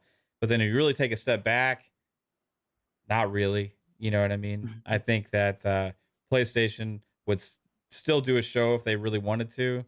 I think the question more goes to like, damn, why the hell isn't PlayStation doing any damn shows? Not because of the ABK deal, but just period. Like a whole year without a big showcase. They had State of Plays, but the last one was like what, 20 minutes? It was awesome, 20 minutes. But like they didn't really bring their A game with consumer. They just got big so many showcases. bangers that they're tired. They got to recoup. They gonna be at E3 next year? I think they will be. I think they have to be. No, because their old attitude used to be that we're above E3. We make the news when we have our showcase. But right now, they, especially with them working on these games as a service, acquiring the new studios and things along those lines, I think things are still kind of moving along slowly, and they're going to be methodical about their stuff. They want to make sure everything is like the normal quote unquote quality. So they're going to make sure that these things are prepared for a major showing. And I think E3 is that showing. Now, will we see something at the VGAs? Yeah, I think we will. I don't know what that could be. My guess is hopefully it's factions God of War Game finally. of the Year trailer. Hopefully not Game of the Year trailer for God of War, because I mean, with that already being out at that point, that's kind of like a waste, I think. But I think the big thing at the VGAs, we get finally factions 2.5 years later type of deal, and it's games as a service, and it will wow people just like the clip. I keep on saying clip art, but like the storyboard art that they showed at that Summer Games Fest. I think we finally get to see the game in action. But E3 is art, concept art. I think E3 is a must for them this go around. Like, they're usually we see games 4 and 5 years in advance. We have seen Butkus. I mean, other than Wolverine, which that was like, CGI trailer. But yeah, I mean, it's safe to assume there's going to be a Ghost of Tsushima 2. There'll be continual updates for GT7. The VR stuff kind of makes sense. I mean, they did that for Drive Club. I don't think they did that for Sport though. Last go around with the regular PSVR, but they need to show what they have for the roadmap for the next 4 or 5 years, like they usually do. I mean, they're long overdue at this point. Yeah. Yeah, we'll see, man. I don't know. Like, Sony's been beaten to their old drum for a while now. I would love if that happened. Like, I want to see the big three, all on the Yeah, they'll same be beating on the the drum same and have day. another fucking concert at E3. I want to see all the same day. You know what I mean? Like back to back to back, just like one right after another. That would be amazing. And I want to see Nintendo announce a new device at that event, because that would bring the fire for actual gamers across, that play mostly on PS5 or Xbox as well. Like, you would see Nintendo have an actual Or you want legitimate a new device. Yeah. like maybe Switch Pro with 7.1-inch screen instead of 6-inch screen. Oh, no, I want a All new device, a VR headset. It is all new. It's the Switch Pro, if it's actually a Pro and it has better performance. but it has no performance benefits. No. Just a screen benefit. That's what they did with Switch the Pro. OLED. And rubber grips. Switch OLED Plus. Yeah. Yeah, I would love to see it though. I just miss those days. Like, granted they weren't all on the same day. There's like, usually it was like Xbox hit the night and then PlayStation and Nintendo were the next day. As what the kind of norm had been. But I would love just to see that, like, man, back to back to back. Just everybody bring it, and it would be the talk. You know what I mean? If that could happen, I would love it. The closest thing to that might be like the Game Awards. Because it's becoming the biggest stage right now for the end of the year, and all three usually have a presence. Microsoft usually has a big presence. PlayStation shows up with stuff as well. Keely loves PlayStation, so he makes sure of that. And Nintendo has some other quirky stuff show up as well, right? So I think the Game Awards will be like potentially interesting this year. Because if PlayStation didn't have a big showcase, that makes me think maybe they've been saving a couple of their biggest announcements for that. We'll see. Yeah. Maybe the PSVR 2 price and date announcement. I think we get that after the holidays. They want you to spend your money now on a PS5 to at least get that in the house. Just for Ragnarok. And then they'll hit you early next year with, by the way, the PSVR 2 is That's $600. right. You got to have the PS5s out there to be able to make the PSVR 2 worth, obtainable, so this will be interesting. I'm really looking forward to the Game Awards. I don't care necessarily who wins what. Elden Ring's going to probably sweep. Yeah, I just watched it for the trailers. But like, I want to see what's shown there. The Xbox has come out swinging the last few years at the Game Awards. Last year they had a Hellblade 2 gameplay. That Xbox Mini stole the Fridge show. reveal. Yeah, and then before that they had an actual Series X reveal there. They've had other big games revealed there too. And Joanna Dark. Yeah, I think we're gonna see one of these other games that have already been revealed before shown again, right? Maybe like Avowed, something like that. I'm hoping either Avowed and or Compulsion's new game. I'd like to see both, at least something of Compulsion's game, but yeah, something along those lines. I don't want to see Hellblade 2 again. It's nothing against it. I'm already sold on the game. You don't need to show me a third year. But like Avowed, Avowed needs some attention, and Compulsion's game needs some attention. And if Joanna Dark is even close to, or Perfect Dark is close to being finished, with Game Awards having so many eyes on it, I think that would be the time to show off something Halo, since Halo's player count's kind of been dwindling. Like, announce the BR there or something, or show it there. Well, isn't get the everyone more hyped for Halo Forge mode launching right around then? Yeah, right around the same time. You could have some Halo there, and also have like some Forge thing, but you could also have like that BR game could be announced there as well. That would be a good audience for that. But I think more so what Xbox uses the Game Awards for is like the direct competition to like PlayStation's games. So like you have I think they go for the wow factor games at the Game Awards. That's why we've seen Hellblade there twice, right? That's why you've had the other big announcements that they've had. I'm expecting whatever they have there to be one of these big games that people are really hyped for and anticipating for a long time to be shown, and something that's going to like visually wow you, right? I think they want to grab people's attention big time. And say, hey, Game Pass day one, Xbox Series X, or Series S. I think the smarter move is actually just show that Halo BR, because every Twitch streamer is going to be like co-streaming that shit, and like all their audience is going to be watching. You think that would be a bigger announcement? You think? Yeah, it could. If it looked good, but those rumors were that it was like rebooted or something, moving to Unreal. Now it's gonna be a couple years away. So whenever they do reveal that game, I feel like it'll probably be pretty soon before release. Yeah, because it's a BR, and that's kind of the MO for battle royales now. You don't announce them way in advance. You announce them like 3 months or 6 months before the game comes out, or like Apex Legends, like 3 days. Right. Download now. But yeah, we've been talking a lot about a lot of the games coming out, and now we're going to see some of those coming out this week, everybody, because it's time for the segment where we talk about the games releasing for this week, and there's some good ones here. So let's have some tidbits.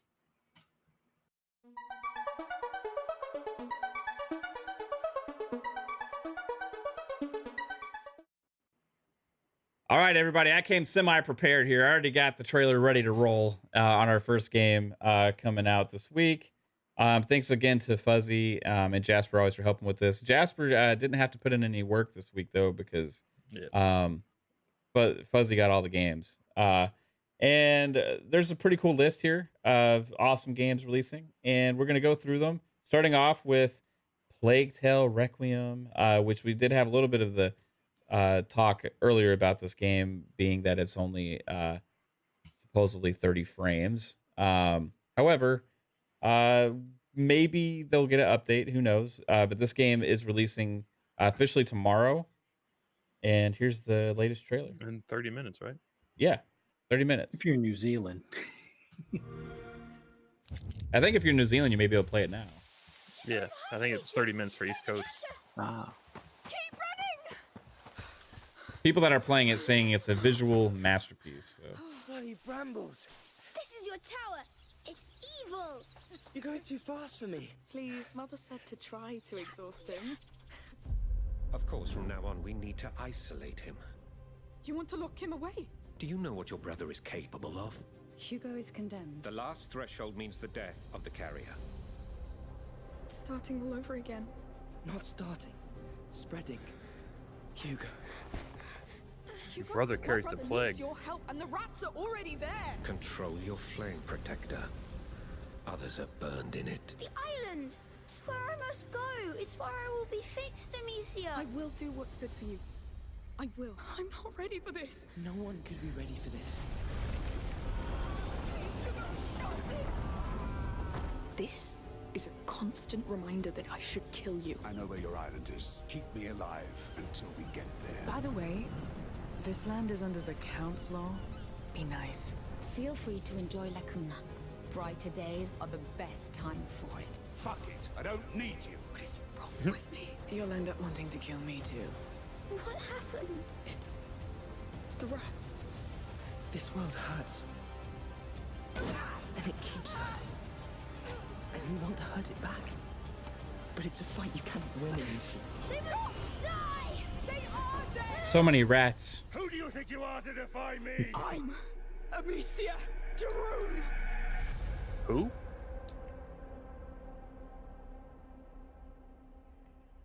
Pre-order now. Play it day one with Xbox Game Pass. Right on. Play it day one with Game Pass. Such a good deal. You can't beat Game Pass. I fucking love Game Pass. Is it weird that I don't care as much about the frame rate thing because of Game Pass and I don't have to pay money for like the frame rate? Like, I don't know. It's just me. All right. So next up, everybody, This game, I tried to get us some codes for this because they actually put out on Twitter, hey, content creators, get your codes. I tried to get us some codes to co-op this. Ghostbusters. People are saying this is pretty damn fun.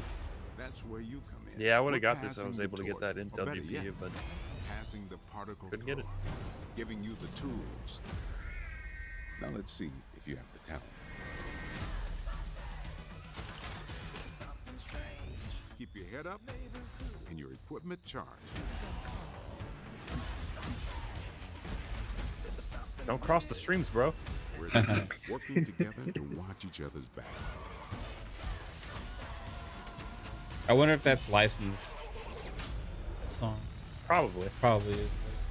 Now I know you're still a ghost-busting trainee, but there's much more here than meets the Yeah, people are digging this and are playing it right now. There's some pretty decent feedback saying it's pretty You fun. have the chance to see firsthand what exists on the other side. Catching ghosts is I see the only chat half saying of maybe Plague Tale Requiem Game of the Year contender.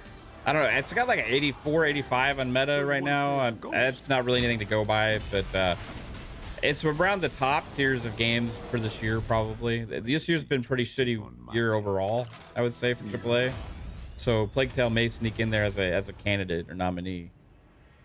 I'm calling it now. It's going to be Pentiment, Plague's Tale, Elden Ring, God of War. I guess there's what, one or two more that can be squeezed in there as well.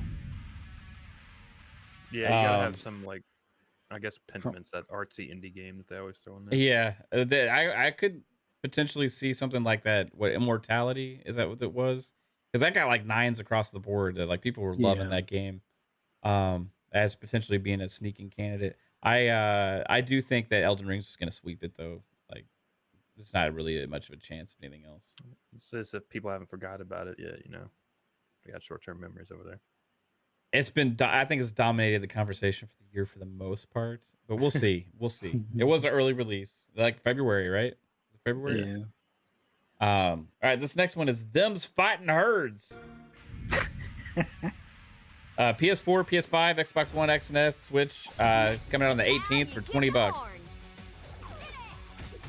Live out your pony and cattle Pony fighting fighting fantasy. I don't want to hurt you, but you leave me no choice. Oh, you be a llama? I almost want to get this on my Steam Deck. Oh, you can play as Paprika. Is it only female animals? I don't know. Well, high-pitched voices, so they're yeah, I don't know. I was gonna say I could be a country horse, but Show me your power. The mechanics of this actually look pretty fun, to be honest with you. I wonder how good it'll be. Are you prepared for magnificence? Velvet. got a little reindeer something. All right, Xbox, get these devs to make the next Killer Instinct. Are these things people made dive kick? I have no idea. Them's fighting herds. Yeah, that's happening, everybody. October 18th. Is that something you could see yourself playing? I honestly think it looks fun. I don't care about fighters. I think it looks fun. I like fighters. I don't know. Maybe I'm weird. I'm with you on that one. I think it's, what is it, $19.99? Yeah, it's only $20. So I know it better be 60 frames. I'm sure it is. I'll tell you that. Like, it's got to be. Yeah, but it's a fighting game, so you gotta have that super ultra low latency in online matches. Find me anyway. Uncharted Legacy of Thieves collection. PC. What the hell was that? The 19th. I'm kind of surprised it took them this long to release. You'll live longer. They got a placeholder on Steam for until I find almost 6 months now. Ever since it's released on PS5. This is my land. What could you possibly stand to gain? Rise up!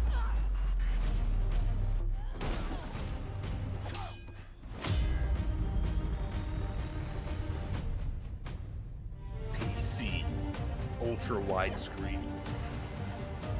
They put the same fucking titles in every. Yeah, they do. trailer.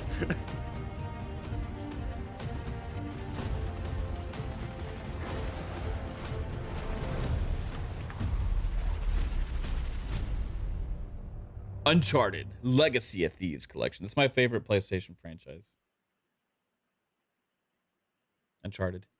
I wish they would make a new one instead of keep making Last of Us stuff. But maybe eventually. Maybe eventually. Even a remake Of the first one? The first one needs a remake. Like if they're gonna be doing anything, but like they would have to put more work into that. you're right, they would. They're gonna remake 4 probably before they remake 1. Or, oh my god, could you imagine? The internet would shit itself if they announced the Uncharted 4 remake. I would shit myself. I think at that point I would give up on PlayStation until there's a new IP. Right. I mean, about the only other thing I think I'd pick Rated up T for other than teen. Spider-Man would be Ghost. They'd of sell you Tsushima 2. $100 legendary edition in a grocery bag and ship it to you. Wow. Okay. Grocery bag. My grocery bag edition got damaged in shipping. Wow. I'm sorry. You can get 10% off your next purchase. Unless you're level 4 tier support. Batora Lost Haven release date. Trailers, PS5, PS4. Is this also coming out to Xbox and the One, X, and S, Switch, and PC? So this is coming out to everything. I thought this was a little indie game, but it's a $60 game. It's a full-fledged game. Okay. Did we really come here just for 2 ancient gods that told you to come here while you were sleeping? Yep. Oh, it's Fortnite DLC. Why the hell do you have to be so reckless? Are you okay? Yeah. Save Earth, restore balance. Yeah, this is on the 20th. Wow. Just mobile game dude right there. That's a mobile game ad. Shows you a fucking 3D cinematic trailer and then it hits you with this fucking bullshit. Is this a dungeon crawler? Actually, I got more interested when it went to the top-down gameplay. It's like, whoa, is this a dungeon crawler?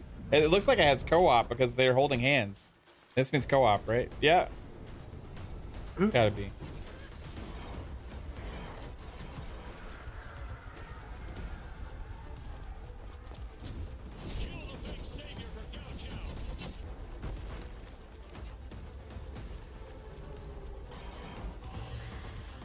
Is $60 too much of an ask for this?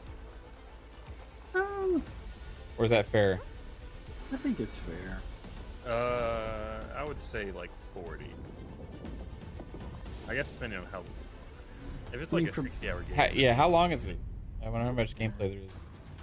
Yeah, I don't know the overall time frame, but I'm figuring there's got to be a lot of replayability in it. I mean, I may not spend 60 on it, but I can see. Is it like a roguelike, like a Hades, or is it more like a dungeon crawler? Yeah, I'm trying to figure out if it's like a Diablo thing or if you just like go in and like. I'm getting like a little bit of like roguelike vibes from this. Yeah. Like Hades, you know. You know, this could end up becoming the game of the year, or catch us all by surprise. It's time to retake our lost haven.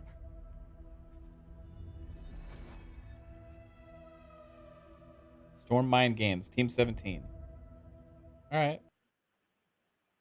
I'm willing to try it. I don't want to pay $60 to, you know, it's harder to get me to spend my money on random new IP games and stuff. You know what I mean? Like, unless I know I love it, it's harder to get me to spend my $60 or $70 in a lot of cases. It's only $10 under the normal PlayStation price. Yeah. I'm just saying, like, maybe Game Pass has spoiled me so much. Is there a new IP that I'm super if you could try it, I don't know, and then get hooked on it, then I think that's the Game Pass effect for me right now. It's like, I wouldn't mind trying it, but I can wait. Yeah, I mean, there's so many damn games. Like a game like this is easy to get lost in the shuffle. That's one of the reasons why we do this segment, is to like wow, I forgot this game was coming out this week. I'm learning a little bit more about it, and it actually has piqued my interest. I just don't know, like, if this was like on that $20-$30 train, I might be like, okay, I'm gonna nab it. It seems like a game that would be like within games with gold, like on PlayStation or PlayStation Now games or whatever. Like it seems like one of those games that they would throw in there, but one day, maybe one day. Next up, everybody, we got Mario plus Mario Rabbids Sparks of Hope coming out on the 20th. The result of the merge of Mario and Rabbids Sequel to universes. Kingdom Battle, one of my favorite Switch games. it's the only Mario game that goes on sale. But this galaxy is in danger. Because it's Ubisoft. Dark entity Yeah, wants to I was about to absorb say, all its energy. Ubisoft is probably the ones that are like, Its influence has please cut the spread price all so we over can the sell more world of these. and is made visible by darkness.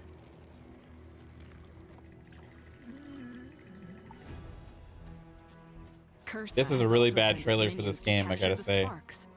Born from the merge of Lumas and Rabbids. Also 7 minutes or 6 minutes. Holy Yeah, shit. we Okay, can we're gonna skip probably through. skip around. Like Yeah. all of their recent trailers were 5 minutes plus.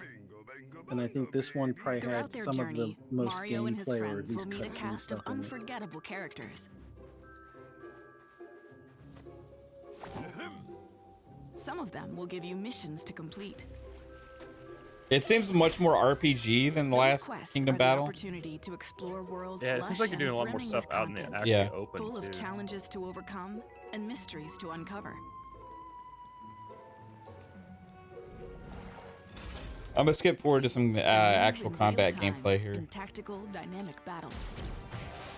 So this is a tactics game, a la Use a variety of XCOM, tools to navigate etc. the battlefield, flank your foes, and find opportunities to thwart them.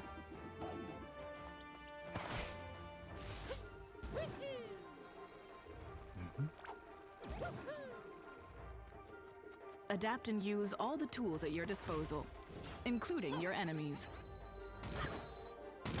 Each hero is equipped with a specific weapon, from handy double shot. You guys get the gist. All right, that's it. that's Sparks of Hope. Releasing on the Switch on the 20th, 21st? 20th? Right on. One of the bigger Switch games this year. Next up, a Second Extinction, Xbox One X and S, PC. This has been a game preview for a long time on Xbox. I got really into it at launch when it came out in game preview. Really fun game. I'm curious about what they've added. Other question is the main game still going to be in Game Pass? Because the game preview was. I think it's staying in Game Pass because it doesn't look like it's leaving anytime soon.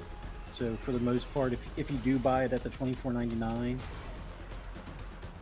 it may wind up leaving Game Pass probably in like the next 3 months or less, possibly. I had a lot of fun playing this. We played some co-op, some friends. It could be punishing playing solo. Yeah. It definitely ramps up. Like the scaling for solo versus co-op it's up there. Spider-Man says, yeah, it's staying on Game Pass. Right on. It's a fun game to play for 25 bucks. Level. Yeah. But you got to have some friends to play with.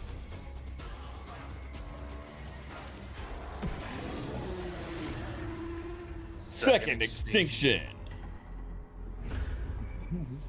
Full release, October 20th. Reclaim Earth. Hashtag Reclaim Earth. Why are we reading these things? I don't know. All right, next up, everybody. We got a new Jackbox Party Pack game coming. Y'all ready to Jackbox? Finish that sentence. In a world of robots, PS4, 5, Xbox One XS, Switch, PC, mobile, ESP, everything. and reality $27. You must use your phones as controllers to play the Jackbox Party Pack 9. Keep the party going with family and friends, near or far. Correctly sort out-of-order answers to ridiculous prompts in the madcap factory of Quicksort. Flip strange antiques by giving them funny backstories in the magical realm of Junktopia. Fool your friends with absurd lies to even more absurd facts in the return You of just the fan lose all the favorite time, franchise, Jasper. That's what it Vivage is. 4. Play drawing, No, I writing, just hate guessing games in a the lab fucking trailer. experiment testing your intuition in non-sensory. Also, there's a talking chimp. I'm Professor Nanas. Enter the world of reality TV as you make friends and send your enemies packing. We've in done some Roomerang. streaming on some of the Jackbox games. This can be pretty fun. Take your party to new heights with the Jackbox Party Pack 9. Available on major digital platforms. Learn more at jackboxgames.com. Jackbox. All right. That's a franchise that still exists. What the hell is wrong with this? This is. Hold on. Damn, these are loud. Holy shit. This is Vampire Survivors. Yeah. And this is on PC. Coming out for $5.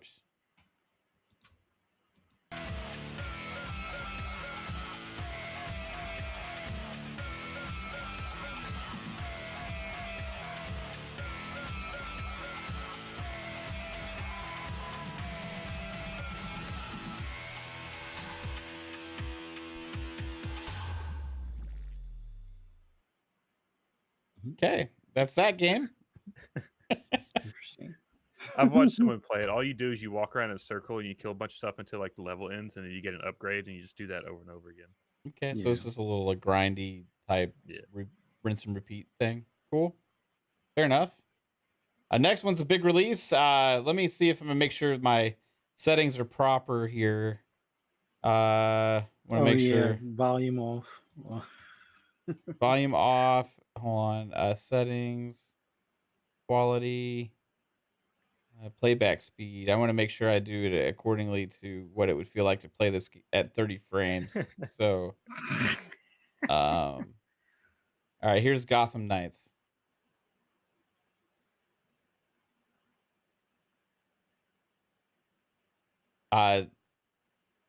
This is releasing on the 21st. It was originally slated for the 28th. I guess they didn't think they could get a performance mode in 7 days, so they went ahead and moved it early. And it's coming out. I'm still like want to play this game, but I don't know. I'm like, WB, send us a copy, please. So that $70 is like. You think they're gonna send you a copy after you just fucking bitch at them for No. I just can't spend $70 and like try something. You know what I mean? Like, I don't know. It's like the 30 frames thing just has me so disinterested. I just want to play this game for the story. Yeah. I'm gonna wait and see what reviews say as far as PC. Like, if I doubt that this will be a port issue like Arkham was back in the day. So if PC doesn't seem too glitched out, I might go PC route. Yeah. That's where I'm leaning with it. My PC is like shitty, so screw you guys. Capable of doing this stuff fairly well, though. I was worried earlier before the show because it just like stopped working. You know, one of those things. Oh, did you order the hub yet for your Steam Deck, or are you ordering the non-Valve version? I'm gonna get one at some point. I'm gonna actually hook it up to that TV right there when I get it. And I'll probably play some Steam games there. Nice. How funny would it be if it runs at 60 FPS on a Steam Deck? If it runs at 60 on a Steam Deck, then that is a slap in the face to consoles, like a major slap in the face. Not that the Steam Deck isn't as powerful as the console. Well, I know it's using the PC coding, so you can change your settings or whatever. So yeah. Spider-Man, no, I'm not okay with 30 frames on any game, really. I'll try a game for free for 30. That's if it's in 30 frames, but I'm not going to pay $70 for a game in 30 frames. It's just, like, I don't know. I can't. I mean, I'll try one and see like if it's going to hold me back, you know, from enjoying it. I think this is one. If it did come in Game Pass, there would probably be a lot less controversy on it. Yeah, because Or at there'd be least more. to try it and be like, all right, you know, I didn't pay full 70 for it. I can deal with the 30 frames at the price of the subscription, you know, and go from there. And if it grabs you or hooks you in that much, then yeah, buying it at whatever the 15 or however much percent off, you know. Yeah, I just feel slighted as a October consumer 21st. by them. You know, that's the main thing. Because it's $10 more than even on PC. And like, if I was already not happy with that, you know, but like when you say, okay, it was also not going to have the same, it's not even going to have a performance mode on it. It's like, well, fuck you, man. Like, why are you punishing me just because I like playing on console, guys? I'm not a fan of that. All right, now we got new Tales from the Borderlands, PS4 at 5, Xbox One XS, PC, the 21st, $40.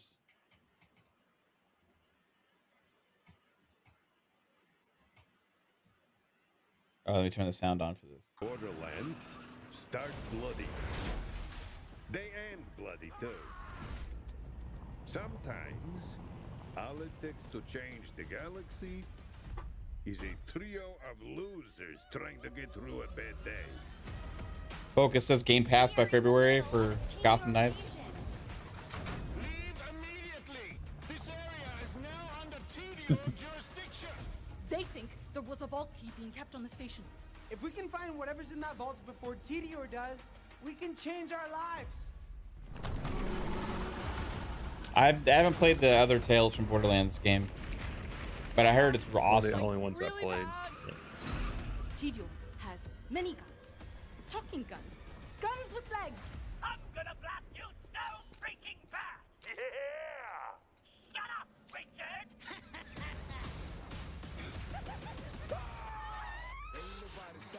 I always wanted to change the universe for the better, and now we actually can! But more importantly, we'll be drowning in ash! It's time to take Are you gonna get this, Jasper? No. Are you people You were just like saying how good the first one was. The first one was good. It's just fucking Telltale games. Like, I can only do them like once every 5 years.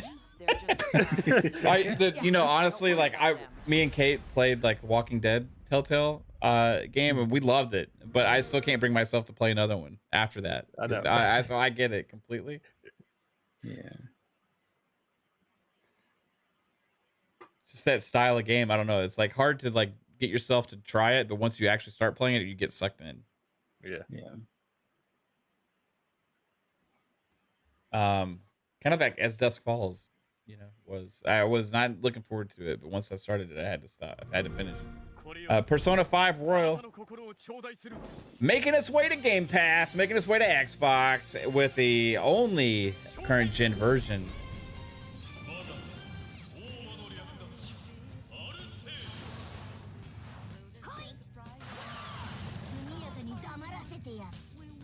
I have a feeling that this is going to do better than expected as far as Game Pass active players. I heard Xbox gamers don't like Japanese games. Or actually, sorry, Persona 3 and 4 are getting next gen versions on Xbox. I think this is getting a PS5 release also. Yeah.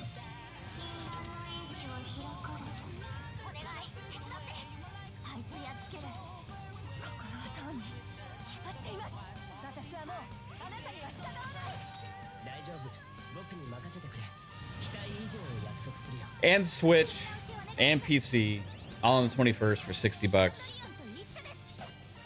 Honorable mention this week is Call of Duty campaign. Full release. Yeah, play a week early. Yeah. Yeah. We'll re-show that trailer again next week. Yeah. I didn't. It's not in here. I just Yeah. said it. All right. There you go, guys. Persona on Xbox. Not a bad week worth of games. Yeah, I mean, highlights, Persona on Xbox. You got Gotham Knights. A lot of people are really excited for that. New Tales from the Borderlands. Mario Rabbids, Sparks of Hope. Second Extinction. The Ghostbusters game looks awesome. Plague Tale Requiem is out. PC gamers getting to play the Uncharted Legacy of Thieves collection. Man, I don't know. It's just a lot of different stuff. Next week's gonna be even crazier, I think. Yep. And then it might die down for a little bit, and then November we'll have. No, the first week of November we get Sonic, don't we? Okay, right on. I think it's the first week, maybe the second week. Is this the biggest week this year, you think, or next week? Well, next week is the only big thing is I think It's is Call of Duty, right? But I mean that's like everyone's trying to step around that. So Yeah, they kind of cleared the way for Call of Duty. This seems like it might be the day that it has. Like, this week might have the most big releases, like AAA stuff. Yeah. Pretty damn big week for sure. But yeah, everybody, that's gonna do it for FSP. Appreciate everybody watching the show. As always, the chat, you always rock. Make it this always worthwhile. Shout out to everybody that showed up. You know, Death Lord Strong, Tony Grasso, Focus Active, Wilfrey, Rosario, Spider-Man 356, Alvin. What up? What up? AB. You guys all freaking rock. As always, Evan Huff. Shout out to you. What's going on? Delusions of Grandeur. Good having you check out the show for the first time. Jigga J was in the house. Lots of awesome people here. Again, appreciate every single person. And let's see. We got more shows coming this week. You know, we got PM and the PM on Thursday with Pong Soul and I. We're going to have a blast. And I'm sure there'll be more news to talk about by then. Friday is Xbox Ultimate Podcast at 9 p.m. Eastern. But these guys have a lot of other stuff going on too. So we want to make sure we mention everything they got going on. And Jasper is going to become a COD Sweaty streamer starting next week, probably. So where can everybody catch you, bro? So Lord Jasper on Twitter, Lord Master Jasper on YouTube, and whenever the campaign drops, I am going to be live streaming the whole thing on Realism or Veteran, whatever the highest difficulty they have it in this year. So that's what I'm gonna be doing. Are you gonna speed run it, or are you going to beat it normal first and then speed run it again? Why would I don't know, just beat it.